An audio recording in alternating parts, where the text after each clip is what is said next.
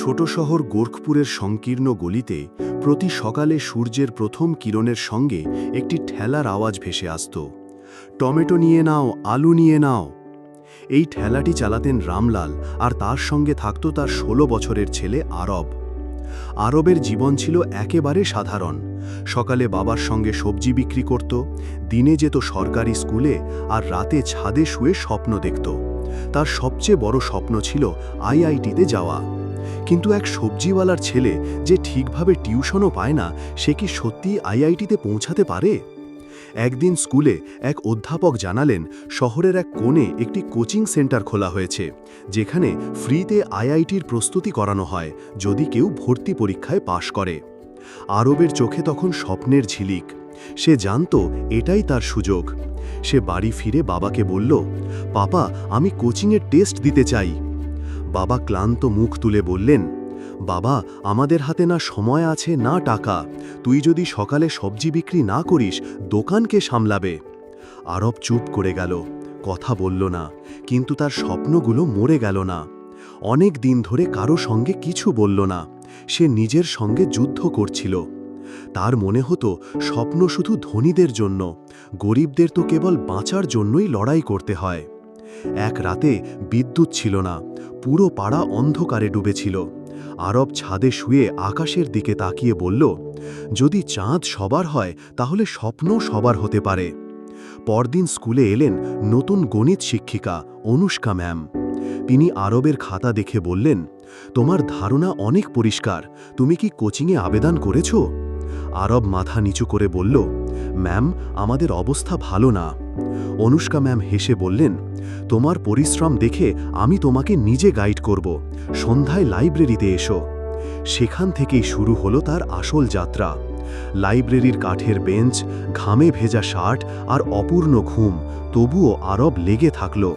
প্রতিদিন সবজি বিক্রি করে সন্ধ্যায় 9টা পর্যন্ত লাইব্রেরিতে পড়ত। শুরুর দিকে অনেক কষ্ট হয়েছিল।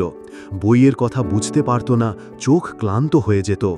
কিন্তু সে নিজেকে একটাই কথা বলতো, এখন যদি হার মেনে নিই তাহলে কখনো জিততে পারবো না। 3 মাস পর কোচিংয়ের ভর্তি পরীক্ষার ফল এলো। আরব নির্বাচিত হলো। সেদিন প্রথমবার তার বাবার চোখে জল এসেছিল, গর্বের জল। কিন্তু চ্যালেঞ্জ তখনও শেষ হয়নি। কোচিংয়ে ধনী ছেলেমেয়েদের ব্র্যান্ডের ব্যাগ থাকত, আর আরবের ছিল একটি পুরনো ঝোলা। যখন ফোনে লেকচার ডাউনলোড করার কথা উঠত, সে বাবার বাটন ফোন দেখিয়ে দিত। সবাই হাসত। অনেকবার নিজেকে ছোট মনে হতো, কিন্তু অনুষ্কা ম্যাম সব সময় বলতেন, তোমার গল্প অন্যদের থেকে আলাদা, তাই তুমি জিতবে। রাতে ঘুমের মধ্যেও সে প্রশ্ন সমাধান করত। সকালে আবার দোকানে বসত। কিছুদিন পর এলো আইআইটি জেইই এর দিন। আরব কাঁপা হাতে কলম ধরল। নিজেকে বলল, আমি কারোর থেকে কম না। প্রতিটি প্রশ্ন মনোযোগ দিয়ে পড়ল। যেখানে আটকে যেত, কানে বাজত অনুষ্কা ম্যামের কথা, ভয় নয়, বুদ্ধি দিয়ে লড়ো।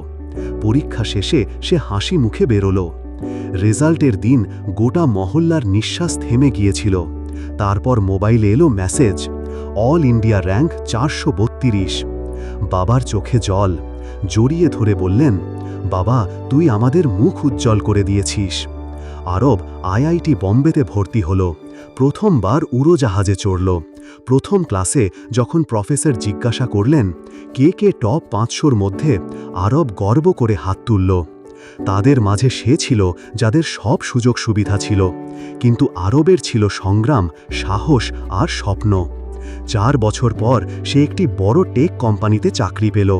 কিন্তু সে সিদ্ধান্ত নিল সে গোরখপুর ফিরবে।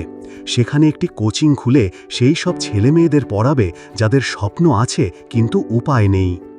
এখন সে আর শুধু আরব নয়, আরব স্যার হয়ে উঠেছে। তার কাছে দামি গাড়ি আছে, তবুও সে সবজি বিক্রেতার ছেলেদের জড়িয়ে ধরে, কারণ সে জানে স্বপ্নের কোনো জাত, শ্রেণী বা মূল্য হয় না। প্রতিটি নতুন ব্যাচে সে একটাই কথা বলে, আমি এক ঠেলাওয়ালার ছেলে, আমি যদি পারি তাহলে তুমিও পারবে, শুধু হার মানবে না। আজ আর আরবের বাবা সবজি বিক্রি করেন না।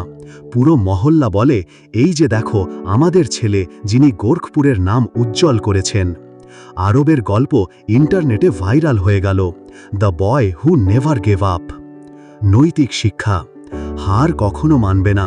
পরিস্থিতি যত কঠিন হোক না কেন, যদি স্বপ্ন সত্যি হয় আর ইচ্ছা শক্তি মজবুত হয়, তাহলে এক ঠেলাওয়ালার ছেলেও আইআইটিতে পৌঁছাতে পারে।